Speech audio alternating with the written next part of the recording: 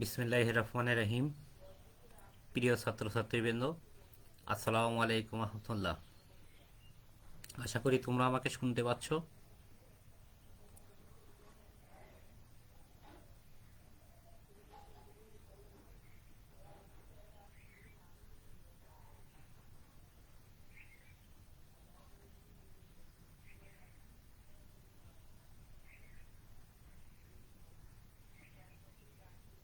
বিসমিল্লাহির রহমানির রহিম। প্রিয় ছাত্রছাত্রীবৃন্দ, আসসালামু আলাইকুম। কারিগরি শিক্ষা অধিদপ্তর ও A2I যৌথ উদ্যোগে দক্ষতা বাতায়ন ফেসবুক পেজে ডিপ্লোমা ইঞ্জিনিয়ারিং চতুর্থ পর্ব পাওয়ার বিভাগ ছাত্রছাত্রীদের জন্য লাইভ ক্লাস। বিষয় ইঞ্জিন ডিসেল, বিষয় কোড 67141। বিষয় উপস্থাপনায় আছি আমি মোহাম্মদ সালাউদ্দিন, ইনস্ট্রাক্টর পাওয়ার, খুলনা পলিটেকনিক ইনস্টিটিউট। এটা আমাদের লাইভ ক্লাস, তৃতীয় অধ্যায়ের দ্বিতীয় অংশ, লেকচার 21, সিআই ইঞ্জিনের কার্যনীতি। গত ক্লাসে আমি তৃতীয় অধ্যায়ের প্রথম অংশ সম্বন্ধে তোমাদের আলোচনা করেছি। প্রথম অংশে আমাদের যেসব বিষয় সম্বন্ধে আলোচনা করা হয়েছিল: টু স্ট্রোক এসআই ইঞ্জিনের কার্যনীতি, ফোর স্ট্রোক এসআই ইঞ্জিনের কার্যনীতি, টু স্ট্রোক ও ফোর স্ট্রোক ইঞ্জিনের পার্থক্য, টু স্ট্রোক ও ফোর স্ট্রোক এসআই ও সিআই ইঞ্জিনের সুবিধা, এবং two stroke four stroke SI ও সিআই ইঞ্জিনের অসুবিধা।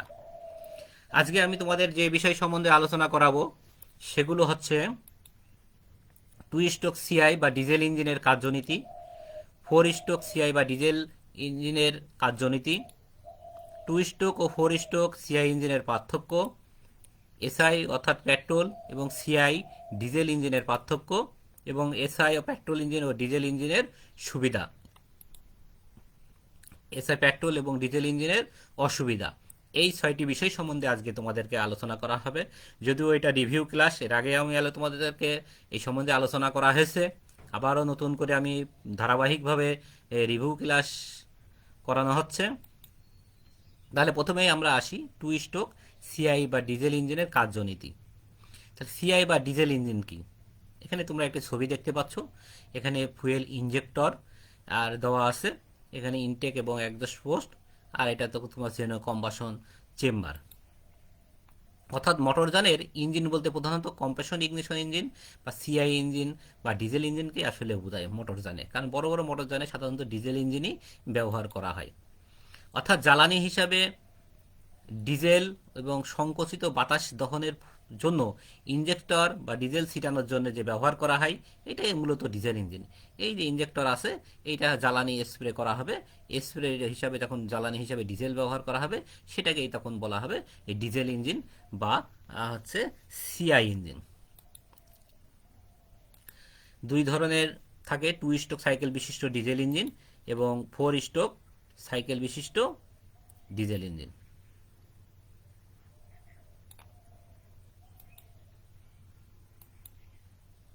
স্ট্রোকটা কি? তোমরা আগেও গত ক্লাসে আমি তোমাদের পড়াইছি। স্ট্রোক স্ট্রোক অর্থাৎ পিস্টন টিডিসি থেকে বিডিসি পর্যন্ত যে দূরত্ব অতিক্রম করে সেটাই হচ্ছে স্ট্রোক। এটা বহুবার পড়ানো হয়েছে। তোমরা নিশ্চয়ই এখানে ছবির মাধ্যমে দেখতে পাচ্ছ যে পিস্টন যে জায়গা পর্যন্ত উঠানাম করে, এইটা স্ট্রোক। তাহলে এই stroke two stroke diesel engine এবং four stroke diesel engine. Two স্ট্রোকে পিস্টন দুইবার উঠানামা করবে, আর ফোর স্ট্রোকে পিস্টন চারবার, অর্থাৎ দুইবার উপর উঠবে, দুইবার নিচে নামবে। এর ভিতরেই টু স্ট্রোক সাইকেল বিশিষ্ট ডিজেল ইঞ্জিনের যে সংজ্ঞা দেওয়া আছে, যে ডিজেল ইঞ্জিন পিস্টন দুটি স্ট্রোকে অর্থাৎ একটি সাইকেল সম্পূর্ণ করবে, অর্থাৎ সাকশন, কম্প্রেশন, পাওয়ার, একজস্ট এই সকল কাজ শেষ হয়, তাকে টু স্ট্রোক সাইকেল বিশিষ্ট ডিজেল ইঞ্জিন বলে। এর ভিতরে ক্র্যাঙ্কশ্যাফট 360 ডিগ্রি ঘূর্ণন সম্পূর্ণ করবে। তোমরা খেয়াল করে দেখবা, গত ক্লাসে যেহেতু আমি পেট্রোল ইঞ্জিনের কার্যপ্রণালী পড়াইছি, সেখানেও এই বিষয়গুলোই ছিল। সেখানে খালি ফুয়েল ছিল পার্থক্য, তাই না? ওইটা পেট্রোল দিয়ে চলতো, এটা হচ্ছে ডিজেল দিয়ে চলতো, এবং ওইটার যে জ্বালানি পদ্ধতিটা ভিন্ন। তাহলে এখানে কয়টা কাজ করবে? সাকশন, কম্প্রেশন, পাওয়ার, একজস্ট, এই 4টি কাজ করবে। কত? দুই পিস্টন হচ্ছে একবার উপরে উঠবে, একবার নিচের দিকে নামবে, অর্থাৎ টিডিসিতে উঠবে এবং বিডিসিতে নামবে। এটা হচ্ছে সাইকেল পূর্ণ করবে। ক্র্যাঙ্কশ্যাফট কত 360 ডিগ্রি ঘূর্ণন সম্পূর্ণ করবে। এখন কিভাবে কাজ করে? প্রথম যে স্ট্রোক অর্থাৎ টু স্ট্রোক ডিজেল ইঞ্জিনের যে কার্যনীতি, এটার প্রথমে যে কাজটা হবে সাকশন এবং কম্প্রেশন। সাকশানে কি হবে, পিস্টন বিডিসি থেকে টিডিসির দিকে যেতে থাকবে। অর্থাৎ এখানে তোমরা অ্যারোসিনে দেখো পিস্টন টিডিসি থেকে বিডিসির দিকে যাচ্ছে, এবং এর ভিতরে ইনটেক পোর্ট দিয়ে কি হবে, যে এই টিডিসির উপরে যে বাতাস ছিল, পেট্রোল ইঞ্জিন হলে কিন্তু এয়ার ফুয়েল মিক্সার থাকে, কিন্তু ডিজেল ইঞ্জিনে এখানে পরিষ্কার বাতাস থাকবে। তাহলে এখানে যে বাতাস, এই বাতাসটাকে সংকুচিত করবে। আর একটা কাজ কি করবে, আর একটা হচ্ছে ইনলেট পোর্ট দিয়ে পরিষ্কার বাতাস এই ক্র্যাঙ্কেসে যে শূন্যতার সৃষ্টি হবে এখানে প্রবেশ করবে। তাহলে একসাথে যে সার্কেলের দুইটা কাজ, সাকশন এবং কম্প্রেশন। আমি আবার বলছি, তোমরা কি করে খেয়াল করে দেখো যে ক্র্যাঙ্কেসে পরিষ্কার বাতাস প্রবেশ করবে, আর হচ্ছে পিস্টনের উপরে যে কম্বাসন চেম্বারে যে পূর্বে থেকে প্রবেশকৃত যে বাতাসটা আছে সেটা সংকুচিত করবে। এটা হচ্ছে প্রথম স্ট্রোক, যেহেতু আমরা টু স্ট্রোক ডিজেল ইঞ্জিনের কার্যপ্রণালী পড়ছি। ক্র্যাঙ্কশ্যাফট কত ডিগ্রি ঘূর্ণন সম্পন্ন করবে, 180 ডিগ্রি। মনে থাকবে তো? এবার আসো দ্বিতীয় স্ট্রোক। দ্বিতীয় স্ট্রোকে কি হচ্ছে, পিস্টন তো বাতাসটাকে সংকুচিত করে নিয়ে গেল। এখন টিটিসিতে অবস্থান করার পৌঁছে ইঞ্জেক্টর হতে ডিজেল সিটালে সংকুচিত বাতাস প্রজ্বলিত হয়। এইখানে যে সংকুচিত বাতাসকে যে সংকুচিত করলো আগের বার উপরে উঠার পরে, তখন এই যে ইঞ্জেক্টরের কাজই হচ্ছে, তোমরা জানো ফুয়েল সিস্টেম যখন আমি পড়িয়েছিলাম যে ইঞ্জেক্টরের কাজই হচ্ছে কুয়াশার মতো স্প্রে করা। তাহলে এই ইঞ্জেক্টর হাতে যে বাতাসটা কুয়াশার মতো স্প্রে করলো, স্প্রে করার হতে এখানে একটা বিস্ফোরণের সৃষ্টি হয়েছে, অর্থাৎ আগুন ধরে গেছে। আগুন হওয়ার পরে পিস্টনের উপরে তোমার একটা আঘাতপ্রাপ্ত হয়। এই আঘাতটাই হচ্ছে পাওয়ার স্ট্রোক। পিস্টন আঘাতপ্রাপ্ত হয়ে নিচের দিকে নেমে আসছে, অর্থাৎ বিডিসির দিকে নামছে। এখন বিডিসির দিকে যখন নামছে, তাহলে আগে তো এই যে তোমার ইনলেট পোর্ট দিয়ে যে পরিষ্কার আর বাতাস ক্র্যাঙ্কেসে প্রবেশ করেছিল, এই বাতাসের উপরে একটা পিস্টন নিচের দিকে নামলে কি হবে, যে একটা চাপ সৃষ্টি, এই চাপটা এখন ট্রান্সফার পোর্ট দিয়ে আবার উপরে উঠে চলে যাচ্ছে। এবং উপরে উঠে যাওয়ার পর এখানে যে পুরা গ্যাসটাকে একজস্ট পোর্ট দিয়ে তোমরা দেখো অ্যারো চিহ্ন দিয়ে দেওয়া আছে, এখানে পরিষ্কার পথ দিয়ে বাহির হয়ে যাচ্ছে। তাহলে এটাই হচ্ছে টু স্ট্রোকের কার্যপদ্ধতি, অর্থাৎ পিস্টন একবার উপরে উঠলো, একবার নিচের দিকে নামলো। এতেই কিন্তু ওই যে চারটে কাজ, সাকশন, কম্প্রেশন, পাওয়ার, এক্সজস্ট, এই চারটে কাজ কিন্তু সম্পূর্ণ হলো। ফলে ক্র্যাঙ্কশ্যাফট কত ডিগ্রি হলো, আগে 180 ডিগ্রি ছিল আর এখন 180 ডিগ্রি, এই হচ্ছে 360 ডিগ্রি ঘূর্ণন সম্পন্ন। এইভাবে যে ইঞ্জিনগুলো কাজ করবে সেটাকে আমরা বলবো টু স্ট্রোক ডিজেল ইঞ্জিন। ঠিক আছে, এখন আমরা আসি ফোর স্ট্রোক। ছবিটা দেখো, আচ্ছা ঠিক আছে, ছবিটা দেখো টু স্ট্রোক ডিজাইনের কাজ জানলে কীভাবে কাজ করছে। দেখো পুরো গ্যাস এই যে পরিষ্কার বাতাস প্রবেশ করছে, প্রবেশ করার পরে সংকুচিত হয়ে এবং বিস্ফোরণ হয়ে ইঞ্জেক্টর দিয়ে বিস্ফোরিত হয়ে এবং পুরো গ্যাস বাহির হয়ে যাচ্ছে।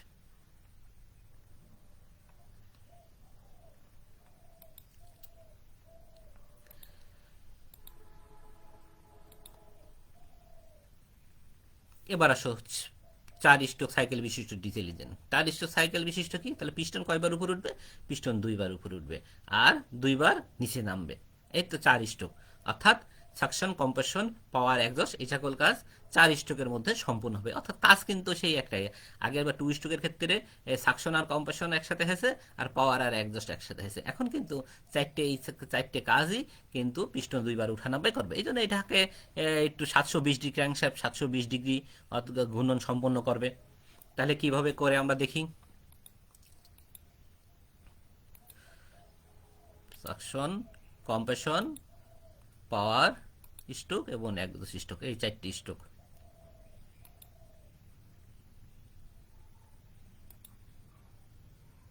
প্রথমে আসে সাকশন স্ট্রোক। দেখো আমি কিন্তু বারবার একটা কথা বলে থাকি যে তোমরা যদি ছবির আর চিত্র মনে থাকে তাহলে কিন্তু তোমার হচ্ছে কার্যপ্রণালী লেখা, পরীক্ষার সময় লেখাও সহজ হবে এবং বোঝাও সহজ হবে।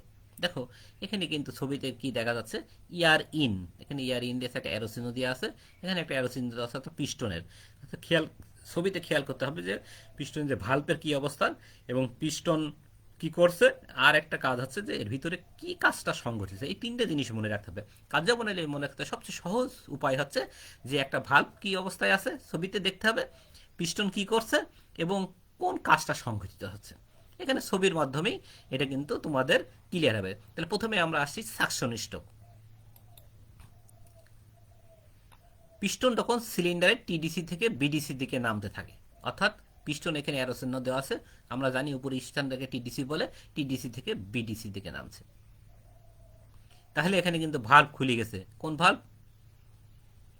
Intact valve.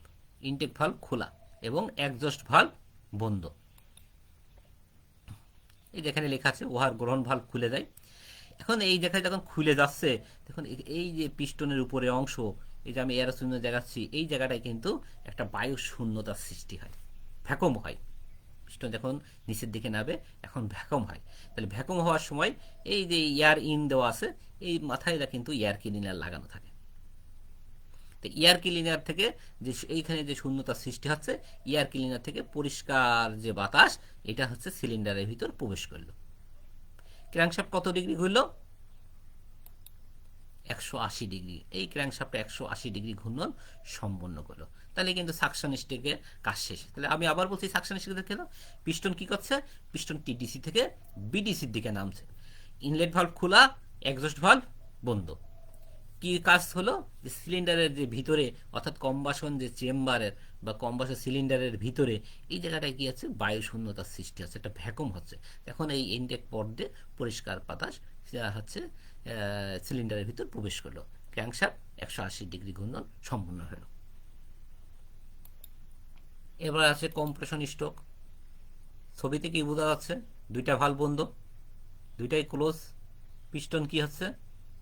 দেখো এখানে অ্যারো চিহ্ন যে আছে, পিস্টন কিন্তু উপরের দিকে উঠছে। তাহলে আমি কার্যপ্রণালীর ভিতর কিন্তু সেই কথাটাই লিখব যে পিস্টন বিডিসি থেকে টিডিসির দিকে উঠতে থাকে। আগেরবার কি লিখছিলাম? পিস্টন টিডিসি থেকে বিডিসির দিকে নামতে থাকে। আর এখন বলছি পিস্টন টিডিসি থেকে বিডিসির দিকে নামতে থাকে। ভালভ কি করছে? উভয় ভালভ বন্ধ। এক কথায় লিখতে পারি, পিস্টনের এখানে দেখছো আগত বাতাসকে সংকুচিত করছে, অর্থাৎ উভয় ভালভ কিন্তু এখানে বন্ধ, দুইটা ভালভ বন্ধ। এক কথায় যদি বলি ইনলেট ভালভ বন্ধ, একজস্ট ভালভ বন্ধ, তাও হবে, কিন্তু এক কথায় লিখে যেহেতু দুইটা ভালভ বন্ধ, এখানে ভালভ দুইটা, তাহলে উভয় ভালভ বন্ধ থাকে।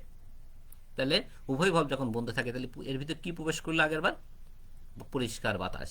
মনে থাকতে হবে, যদি পেট্রোল ইঞ্জিন হতো তাহলে কিন্তু এয়ার ফুয়েল মিক্সার প্রবেশ করতো। যেহেতু এটা ডিজেল ইঞ্জিন, তাহলে এই ডিজেল ইঞ্জিনে কি প্রবেশ করে? পরিষ্কার বাতাস। মনে রাখবা কিন্তু যে পেট্রোল আর ডিজেলের কিন্তু মিক্সার করে ফেলবা না দুইটা একসাথে। পেট্রোল ইঞ্জিনে কি প্রবেশ করবে? এয়ার ফুয়েল মিক্সার, অর্থাৎ এর সাথে পেট্রোল এবং বাতাসকে মিক্সার করে প্রবেশ করবে। আর ডিজেল ইঞ্জিন হলে খালি পরিষ্কার বাতাস প্রবেশ করবে। তাহলে পরিষ্কার বাতাস যে প্রবেশ করেছিল, এই বাতাসটা কি করে? সংকুচিত করলো। সংকুচিত করে কম্বাসন চেম্বারে নিয়ে যাচ্ছে, যাতে যেখানে বাতাসকে সংকুচিত যখন করা হয়, তখন তার কি হবে? বাতাসের তাপ এবং চাপ বাড়ে যাবে। তাহলে আগের বার 180 ডিগ্রি, আবার 180 ডিগ্রি, 360 ডিগ্রি ঘূর্ণন সম্পূর্ণ করলো ক্র্যাঙ্কশ্যাফট। এই যে ক্র্যাঙ্কশ্যাফট, এখানে ক্র্যাঙ্কশ্যাফট।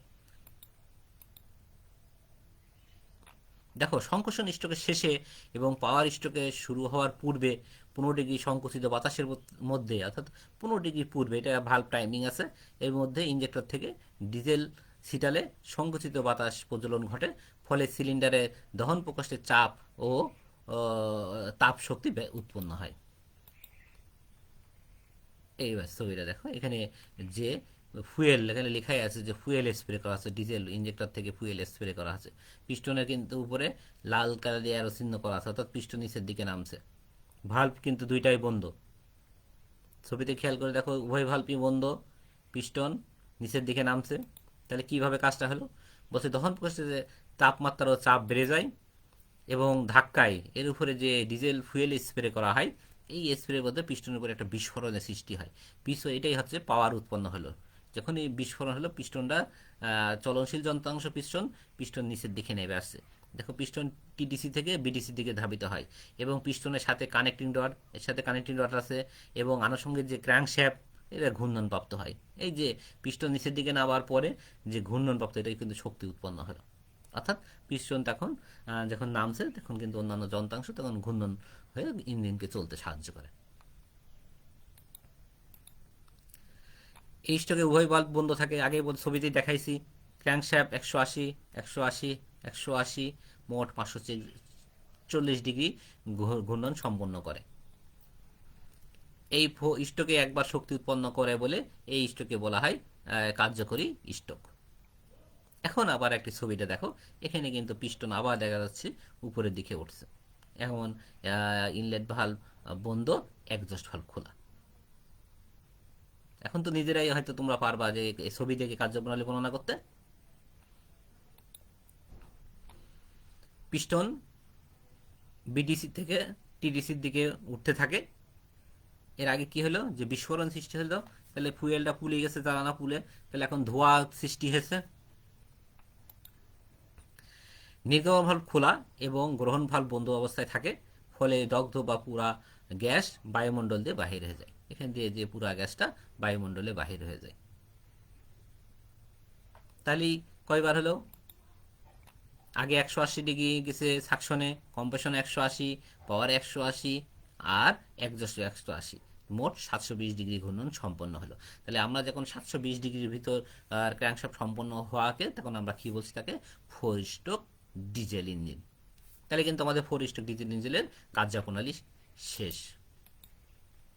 এখানে দেখো যে এখানে একটা কথা বলা আছে যে, তবে নির্গমন স্ট্রোক শেষে গ্রহণ স্ট্রোক শুরুর পূর্বে এবং পরে গ্রহণ এবং নির্গমন ভালভ একই সময়ে 5 থেকে 10 ডিগ্রি খোলা থাকে। এটাকে বলা হয় ভালভ ওভারল্যাপিং। যে দুইটা ভালভ যখন একই সময় খোলা থাকে, তখন সেটাকে আমরা বলবো ভালভ ওভারল্যাপিং।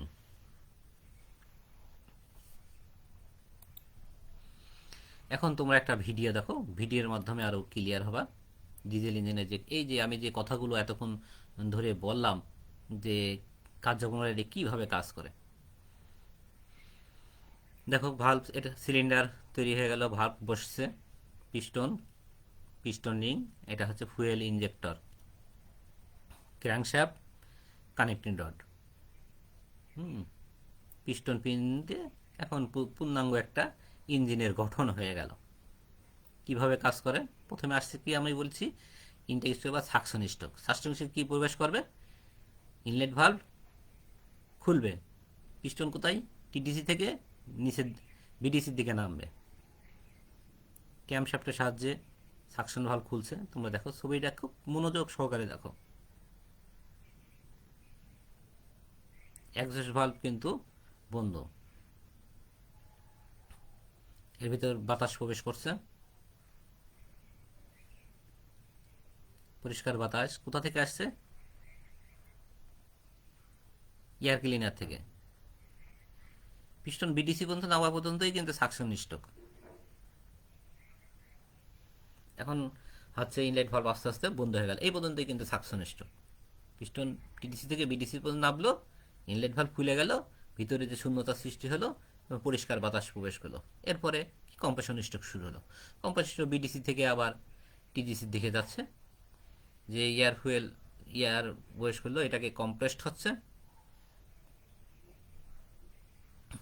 উভয় ভালভ কিন্তু বন্ধ আছে, এটাও বন্ধ, দেখো এটাও বন্ধ, এদিক দিয়ে আর পরিষ্কার বাতাস প্রবেশ করতে পারছে না, এই দিক দিয়ে বাহির হতে পারছে না। এখন দুইটা বাতাসকে কিন্তু সংকুচিত করছে।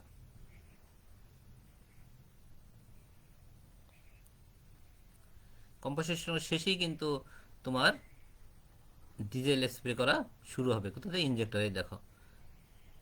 ইটস এ ভালো ছবি আর হয় না, ডিজেল স্প্রে শুরু হয়েছে এবং বিস্ফোরণ সৃষ্টি হবে। এটা কিন্তু পাওয়ার স্ট্রোক। এখন কুয়াশার মতো, যে ডিজেলটা যেভাবে স্প্রে করে, যে সংকুচিত বাতাসের উপরে তাপ এবং চাপের উপরে যখন তোমার কুয়াশার মতো স্প্রে করবে, তখন কিন্তু এই যে বিস্ফোরণ হয়ে গেল। এখন শক্তি উৎপন্ন হলো, এখন পিস্টনটা টিডিসি থেকে বিডিসিতে নামছে।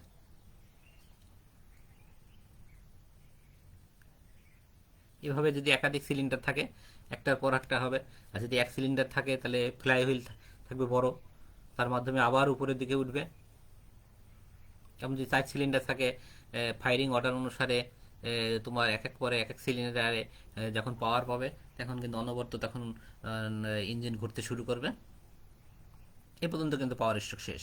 এরপরে আসছে একজস্ট স্ট্রোক। দেখো এর ভিতরে যে পুরা গ্যাস হয়ে গেছে, কার্বন ডাইঅক্সাইড, কার্বন মনোক্সাইড,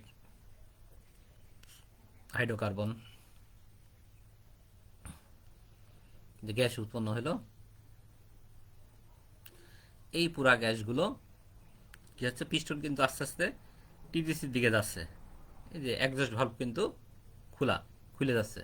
এখন এই যে কালো যে পরিষ্কার কালো যে পুরা গ্যাস, এটা কিন্তু বাইরে বাহির হয়ে যাচ্ছে। এইভাবেই অনবরত একটি ইঞ্জিন কাজ করে।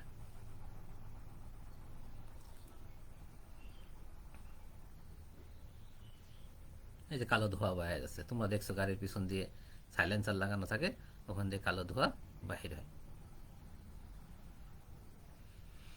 তাহলে সাকশন কম্পোসে ভাবে অনবরত দেখো।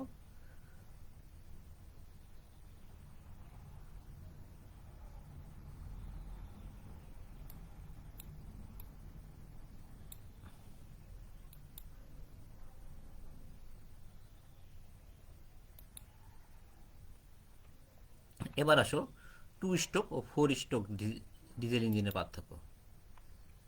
Four stroke diesel, two stroke diesel, তোমরা আমি যে এতক্ষণ টু স্ট্রোক এবং ফোর স্ট্রোক পড়ালাম, এর ভিতরেই কিন্তু এই পার্থক্যগুলো আছে। ক্র্যাঙ্কশ্যাফট কয় ডিগ্রি, দুই দুই ঘূর্ণনে, অর্থাৎ 4 স্ট্রোকে সাইকেল সম্পূর্ণ করছে। পিস্টনে 4 স্ট্রোক, অর্থাৎ পিস্টন দুইবার উপরে দুইবার নামছে। আর এটা কি হচ্ছে, ক্র্যাঙ্কশ্যাফটের 1 ঘূর্ণন, পিস্টনের 2 স্ট্রোকে সাইকেল সম্পূর্ণ করে। এটা হচ্ছে ক্র্যাঙ্কশ্যাফট 2 ঘূর্ণনে 720 ডিগ্রি কোণে একটি পাওয়ার পায়, আর এটা টু স্ট্রোকে হচ্ছে 360 ডিগ্রি কোণে একবার পাওয়ার পায়। 3 নম্বর, এই ইঞ্জিনে একই সময়ে টু স্ট্রোক ডিজেল ইঞ্জিনের তুলনায় অর্ধেক ক্ষমতা অর্জনের কার্য সম্পন্ন হয়।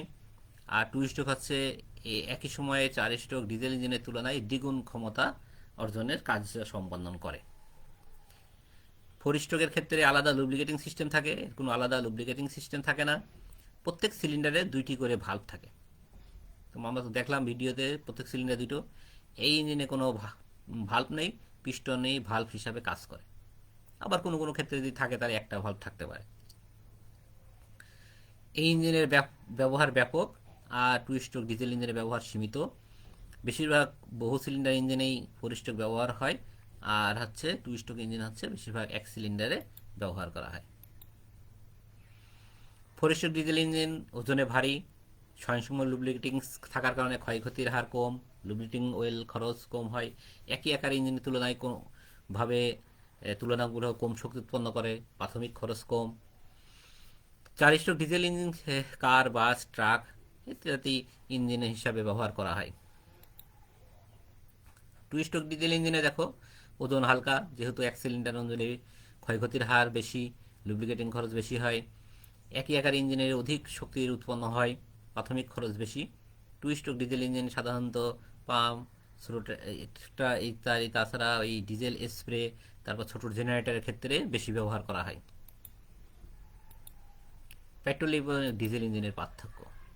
তাহলে আমি 3 নম্বর অধ্যায়ে তোমাদেরকে গত ক্লাসে আমি যে পেট্রোল ইঞ্জিনের কার্যপ্রণালী পড়াইছি, আর আজকে আমি তোমাদেরকে ডিজেল ইঞ্জিন কার্যপ্রণালী পড়ালাম। এই দুইটার ভিতরে এখন পার্থক্য, পেট্রোল ইঞ্জিন কি আর ডিজেল ইঞ্জিন কি। তোমরা কার্যপ্রণালীর ভিতরেই কিন্তু পার্থক্য নিহিত আছে। প্রথমেই দেখো, পেট্রোল ইঞ্জিন বা এসআই ইঞ্জিন বলা হয়, স্পার্ক ইগনিশন ইঞ্জিন বলছে। স্পার্ক ইগনিশন ইঞ্জিন বা স্পার্ক প্লাগ হতে বৈদ্যুতিক স্পার্কের সাহায্যে সংকুচিত এয়ার ফুয়েল মিক্সার অগ্নি সংযোগ হয়। আর এখানে হচ্ছে কম্প্রেশন ইগনিশন ইঞ্জিন, বাতাসে সংকোচনের ফলে সৃষ্ট তাপ দিয়ে ইঞ্জেক্টর হতে স্প্রে করা ফুয়েলকে দহন করে।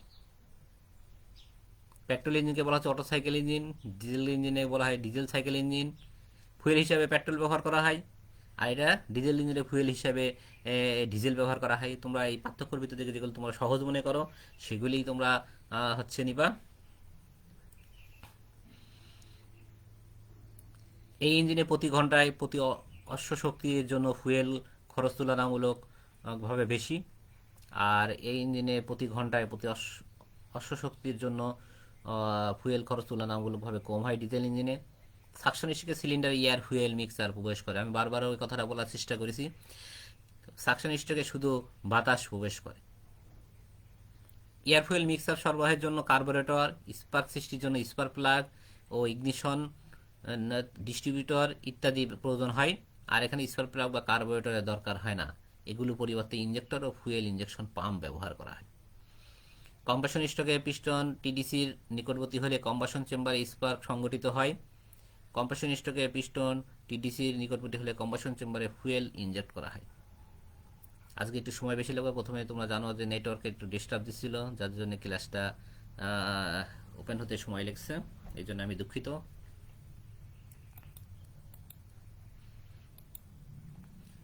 পেট্রোল ইঞ্জিনে কি হচ্ছে, এই ইঞ্জিনে থ্রোটল ভালভের সাহায্যে মিক্সার প্রবাহ নিয়ন্ত্রণের মাধ্যমে শক্তি নিয়ন্ত্রণ করে।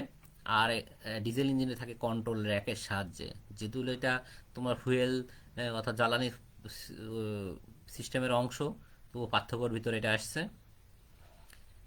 পেট্রোলের মূল্য ডিজেলের তুলনায় অনেক বেশি, ফলে ফুয়েল বাবদ খরচ অনেক বেশি হয়। ফুয়েল বাবদ খরচ কম।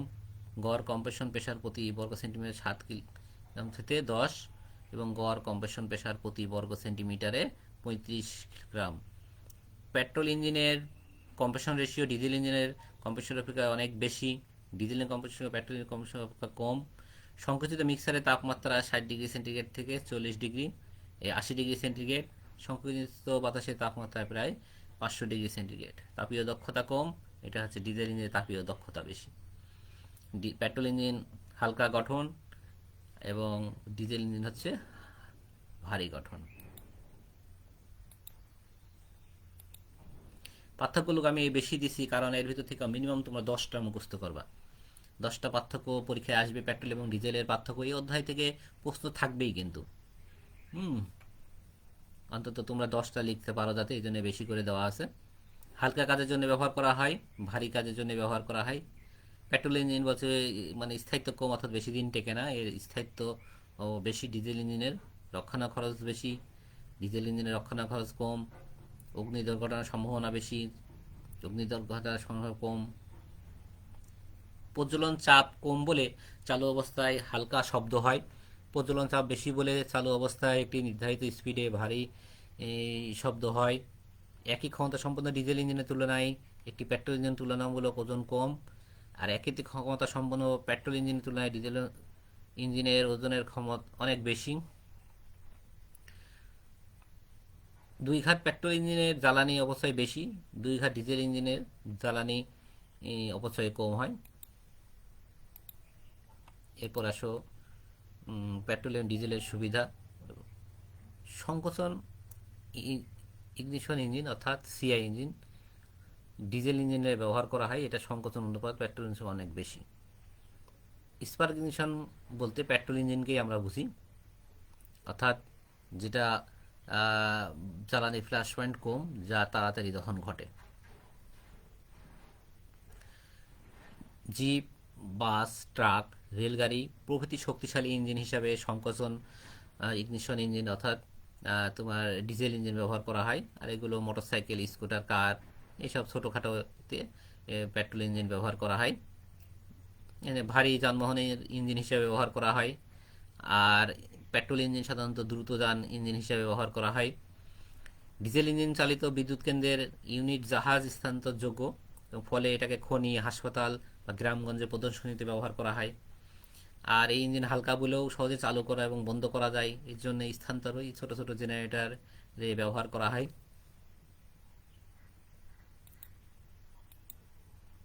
অসুবিধা,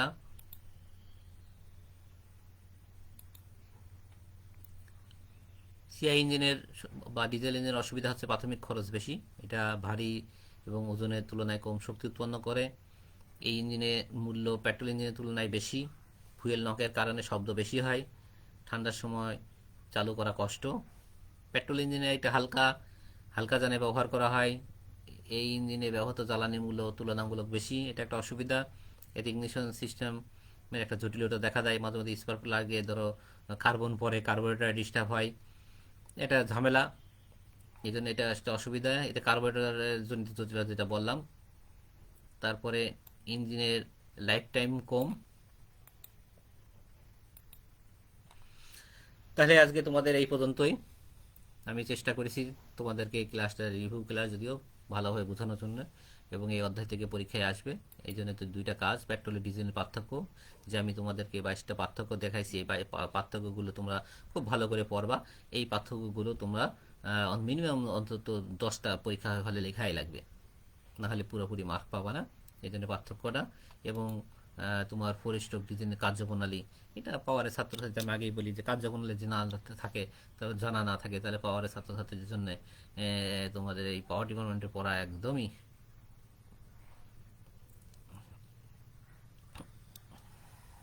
ঠিক না। তাহলে আজকে এই পর্যন্তই, তোমাদের সকলকে আমি ধন্যবাদ জানাচ্ছি। আর এই ক্লাসটা যদি তোমরা পুনরায় দেখতে চাও তাহলে দক্ষতা বাতায়ন www.skills.gov.bd অথবা www.skills.gov.bd তে ভিজিট করবা। তোমাদের সকলকে ধন্যবাদ। আল্লাহ হাফেজ।